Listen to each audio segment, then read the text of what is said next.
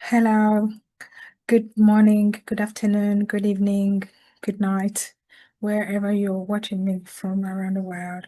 Thank you for coming back. I am back with yet another account from one of the victims that was reflected or presented in the Rape Gang Inquiry reports, which was released to the world a few weeks ago. We're going into the story of one of the victims called Leanne. Like I've said in the previous episodes regarding the reports, this rape gang, I don't want this story to die. It shouldn't be like every other story in the world. This is a systemic failure by an entire system in a civilized nation. If this could happen in Britain, imagine what's happening elsewhere in the world where they have got no government that could be held accountable. Without wasting much time, let's dive into Leanne's account.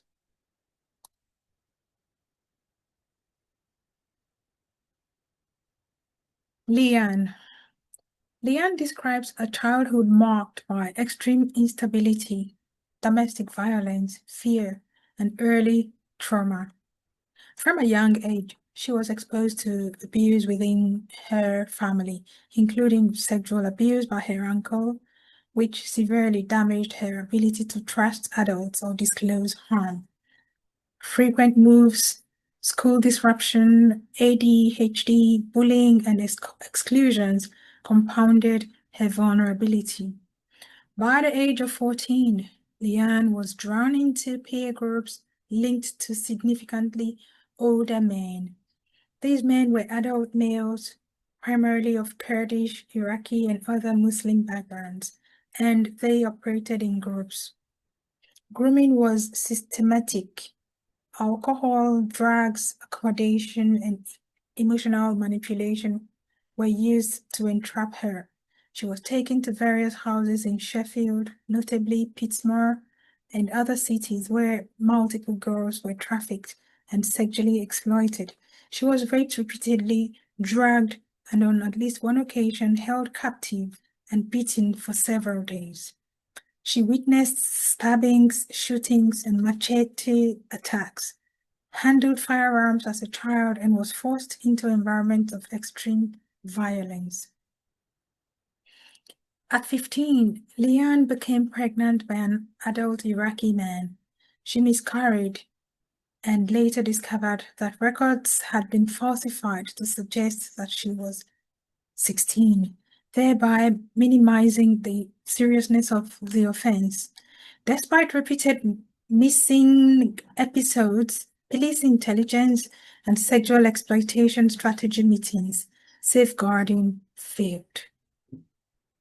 The council housing department refused to assist her due to her age. Child protection plans were implemented but did not remove her from danger. Social services and police were aware she was associating with older Kurdish men and at high risk of sexual exploitation, yet intervention was weak and inconsistent. No perpetrator was prosecuted for her rape. She eventually escaped exploitation after becoming a mother at 17 and moving away from the grooming network. As an adult, Leanne lives with chronic physical and psychological harm, including trauma-related fibromyalgia. She has never received justice. She gave her evidence to ensure that what happened is finally acknowledged and not repeated.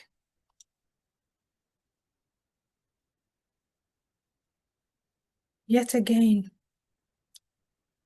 we hear about another child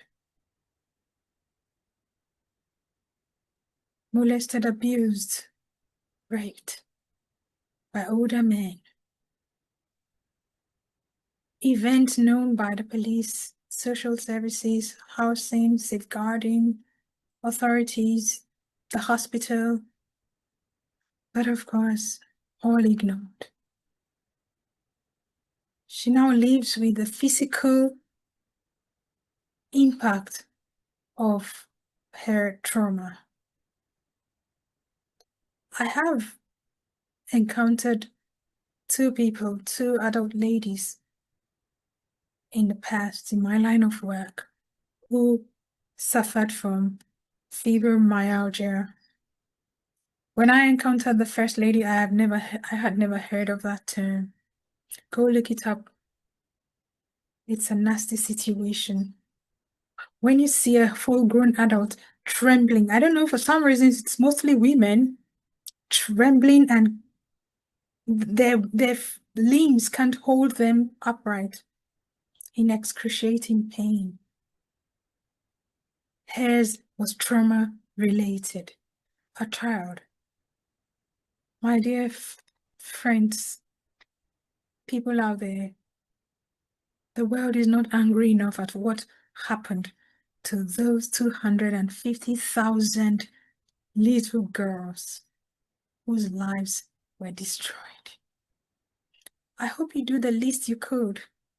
Share, speak about, don't let those victims be failed again by the world. Let's be their voices. I thank you for your time.